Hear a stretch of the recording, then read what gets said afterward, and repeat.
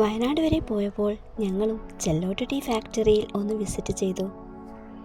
പച്ച വിരിച്ച് നിൽക്കുന്ന തേയിലത്തോട്ടത്തിൽ നിറയെ സ്നോബോൾ പോലെ വെള്ള ബൾബുകൾ. പകൽ തന്നെ കാണാൻ നല്ല രസമാണത്. രാത്രിയോടടുക്കുമ്പോൾ വെള്ളയെല്ലാം മഴവിൽ നിറങ്ങളാവും. ഈ തോട്ടത്തിന് നടുവിലായിട്ടാണ് ചെല്ലോട്ട് ടീ ഫാക്ടറി സ്ഥിതി ചെയ്യുന്നത്. 1927 ചെല്ലോട്ട് ടീ ഫാക്ടറി സ്ഥാപിതമായത്. ബ്രിട്ടീഷുകാരായിരുന്നു ഇത് സ്ഥാപിച്ചത്. ഈ 2024 അതേ തനിമ നിലനിർത്തിക്കൊണ്ടാണ് ഫാക്ടറി മുന്നോട്ട് പോകുന്നത്. തുടങ്ങിയ നാൾ മുതലുള്ള അതേ ബിൽഡിങ്ങിലും അതേ മെഷീൻസിലും പരമ്പരാഗത രീതിയിലുമാണ് ഫാക്ടറിയിൽ ടീ പ്രൊഡ്യൂസ് ചെയ്യുന്നത്. അതുകൊണ്ട് തന്നെ ഇത് ഓർത്തഡോക്സ് ടീ ആണ്. ഇവിടെ 5 സൈസിൽ ആയിട്ടാണ് ഡിഫറെൻറ്റ് പ്രോസസ്സിലൂടെ ടീ പൗഡർ പ്രൊഡ്യൂസ് ചെയ്യുന്നത്.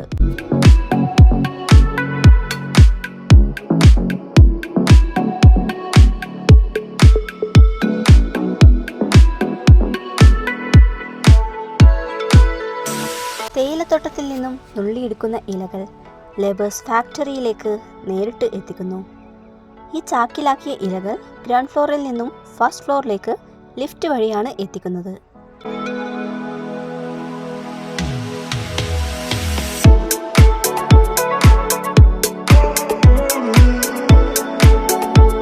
താഴെ നിന്നും ഈ നെറ്റ് വഴി ചൂടുവായു കടത്തിവിട്ട് 58% ഈർപ്പം ഇല്ലാതാക്കുന്നു.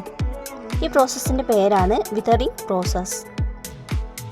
വിതറിംഗ് പ്രോസസ്സിന് ശേഷം ഇതിൻ്റെ സൈഡിൽ കാണുന്ന ഈ ഒരു ഹോൾ വഴി ഇലകളെ നെക്സ്റ്റ് പ്രോസസ്സിങ്ങിന് വേണ്ടി ഗ്രൗണ്ട് ഫ്ലോറിലെ റോളിംഗ് മെഷീനിലേക്ക് ലേബേഴ്സ് ഇട്ടുകൊടുക്കുന്നു.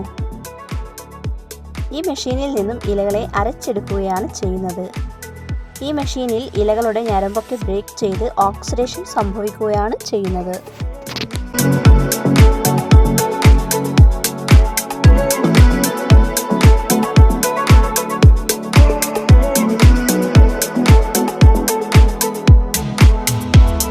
പിന്നീട് ചെല്ലട എന്ന് വിളിക്കുന്ന ഈ മെഷീനിലേക്ക് അരച്ചെടുത്ത ഇലകൾ ഇട്ടുകൊടുക്കുന്നു. ഈ മെഷീനിൽ നിന്നും ചെറിയ പാർട്ടിക്കിൾസിനെ വേർതിരിച്ച് എടുക്കുകയാണ് ചെയ്യുന്നത്. പിന്നീട് ഈ പാർട്ടിക്കിൾസ് ഫെർമെൻറ്റേഷൻ ഏരിയയിൽ നിരത്തിവെക്കുന്നു. ഈ നിരത്തിവെച്ച പാർട്ടിക്കിൾസിലേക്ക് ഈർപ്പം സ്പ്രേ ചെയ്തു വിടുന്നു.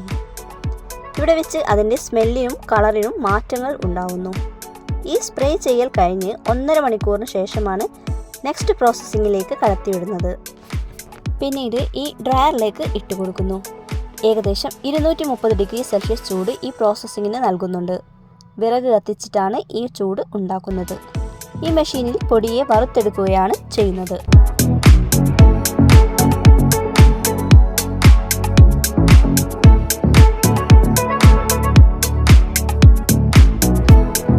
വറുത്തെടുത്ത ഈ പൊടി പിന്നീട് ഫൈബ്രോമാറ്റിക് മെഷീനിലേക്ക് ഇട്ടുകൊടുക്കുന്നു.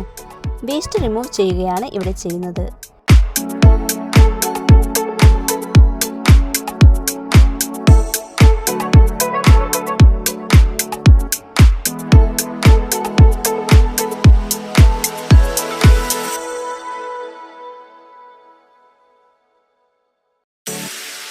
ഇതിൽ അവസാനത്തെ 2 ട്രേയിലേക്ക് വീഴുന്ന ചായപ്പൊടിയാണ് നമുക്ക് ഉപയോഗിക്കാൻ പറ്റുന്നത്.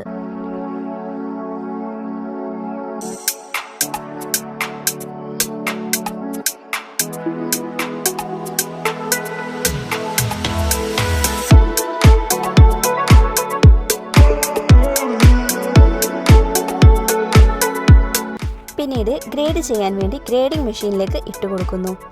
സൈസ് വൈസ് ആയിട്ടാണ് ഗ്രേഡ് ചെയ്യുന്നത്. ഇവിടെ ഓരോ ട്രേയിലേക്കും വീഴുന്നത് വ്യത്യസ്ത സൈസിലുള്ള ചായപ്പൊടിയാണ്.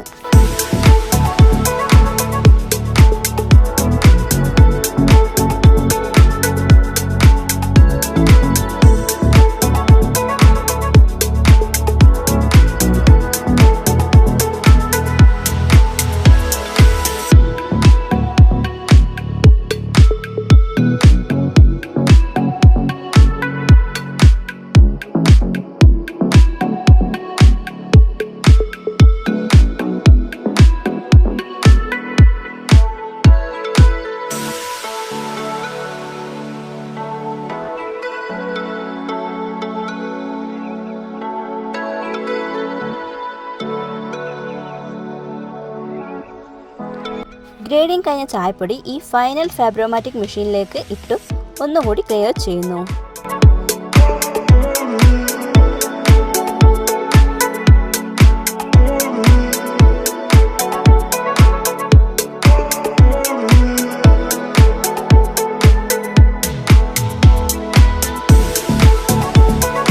ഇങ്ങനെ ക്ലിയർ ചെയ്യുന്ന ഈ ചായപ്പൊടി 50 kg ബൾക്ക് പാക്കിൽ ആക്കിയാണ് കൊച്ചിയിലേക്ക് അയക്കുന്നത്. അവിടെ നിന്നുമാണ് പാക്കിംഗ് നടക്കുന്നത്.